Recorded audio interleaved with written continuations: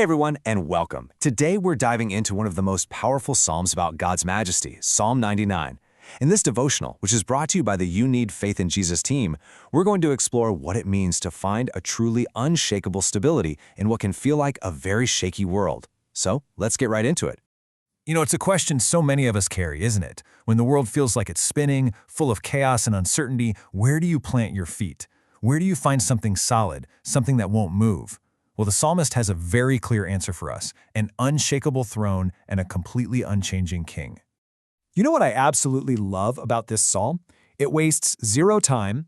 It doesn't sort of build up to the main point. No, it kicks things off with this immediate, powerful declaration that establishes God's absolute rule over everything from the very first word. Wow, what an opening. The Lord reigneth. That's not a suggestion, it's a statement of fact. And what's the right response to that reality? Awe, a sense of trembling, a recognition that the entire earth is moved by his presence. Okay, so this mention of the cherubims, that's a huge clue. It points directly to the Ark of the Covenant, which was the most sacred object in ancient Israel. The lid of that ark, with two golden cherubim, was called the mercy seat. It was considered God's earthly throne. So when the psalmist talks about trembling, it's not about being scared out of your wits. It's about being filled with this deep, profound reverence. The idea that this all-powerful king reigns from a throne of mercy, well, that should actually calm our anxiety and call us to trust his perfect rule. All right, so from there, the psalm just keeps building. After establishing that God reigns, the psalmist explains why he's worthy of all this awe.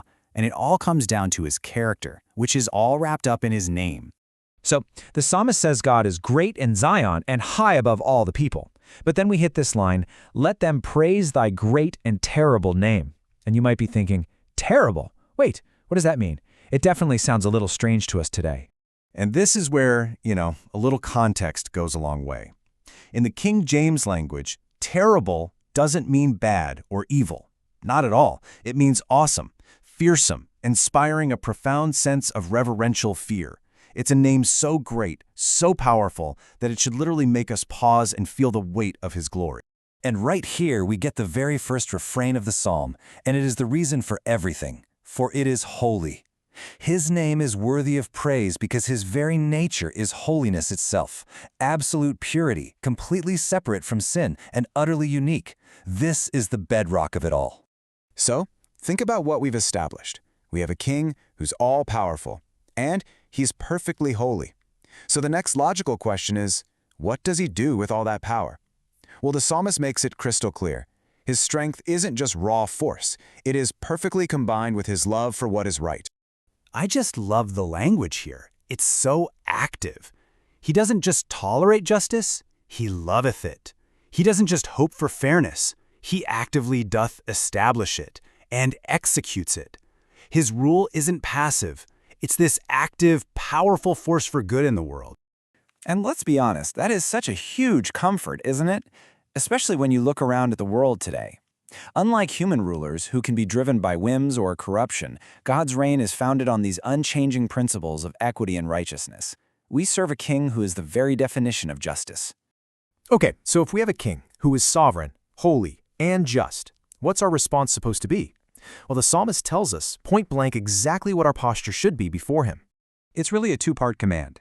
First, we're told to exalt him, to lift him high in our praise and in our hearts. And then, the second part is to worship at his footstool, which is an act of deep humility. It's all about coming low before the king on his throne, acknowledging our rightful place before his incredible majesty. And there it is again, the second time we hear this refrain. It's like the anchor point of the whole psalm, driving the point home again. Why do we exalt him? Why do we humble ourselves? The reason is constant, unchanging, and absolute, for he is holy. Okay, so the psalmist has laid out all these incredible theological truths, but now he's about to back it all up with some real-world proof from history. This isn't just abstract theory. God's relationship with his people is a proven reality. Just look at this dynamic. It's incredible. Moses, Aaron, and Samuel are held up as these prime examples. What did they do? They called upon the Lord. And what was God's response? He answered them. This isn't a distant, silent God. This is a God who engages in a two-way, personal relationship. It's a conversation. So what's the big takeaway from these leaders? Well, for one, God isn't some distant, far-off being. He actually wants to communicate with us. But notice that little detail at the end of verse 7, they kept his testimonies. Their powerful prayer lives were built on a solid foundation of obedience to God's word. And this next part, wow, it unpacks such a deep truth about God's character. He is a God who forgives, absolutely, but he is also a God of justice, and his forgiveness doesn't always erase the earthly consequences of our actions. Think about Moses, for example. God absolutely forgave him for striking the rock, but the consequence was still there. He couldn't enter the promised land. This shows us a God who is a perfect, loving Father who disciplines us because he loves us. All right, here we go. The psalm is building to this incredible grand finale. It's one last powerful call to worship that just lifts our perspective even higher.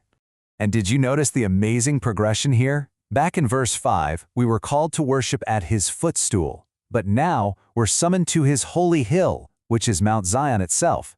For us today as believers, this points us to the heavenly Jerusalem, showing us that we have direct access to God's presence through Christ.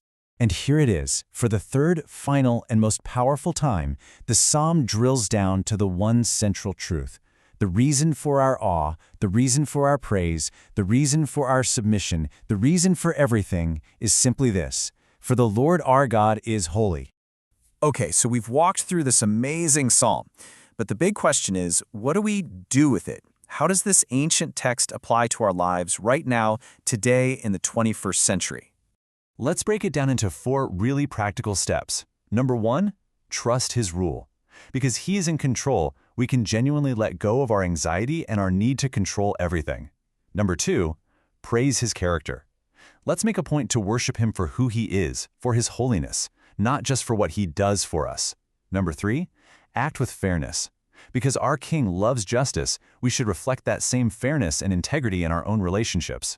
And finally, number 4, humbly submit. We truly exalt God when we choose to put his will above our own. You see, this psalm is so much more than just beautiful words on a page.